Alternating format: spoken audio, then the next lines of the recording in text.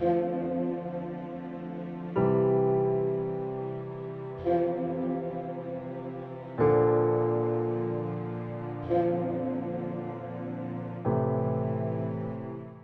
مقدس میں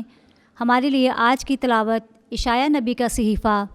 اس کا 65 باب 17ویں سے 21ویں آیت تک۔ کیونکہ دیکھ میں نے نئے آسمان اور نئی زمین کو پیدا کروں گا تو پہلی چیزوں کا ذکر نہ کیا جائے گا، نہ وہ دل میں آئیں گی، بلکہ تم خوش ہوگے اور ان چیزوں کے بارے میں ابد تک شادمانی کرو گے جو میں پیدا کروں گا۔ کیونکہ دیکھ میں یروشلم کو شادمانی اور اس کی امت کو فرحت بنا دیتا ہوں، اور میں یروشلم سے خوش اور اپنی امت سے شادمان ہوں گا، اور بعد ازاں اس میں رونے کی صدا اور نالہ کرنے کی آواز نہ سنی جائے گی، اور آگے کو وہاں کوئی لڑکا کم عمر نہ رہے گا اور نہ کوئی عمر رسیدہ جو اپنے ایام کو پورا نہ کرے، کیونکہ لڑکا 100 برس کی عمر کا ہو کر مر جائے گا، پر خطا کار اگرچہ 100 برس کا ہو ملعون ہوگا۔ اور وہ گھر بنائیں گے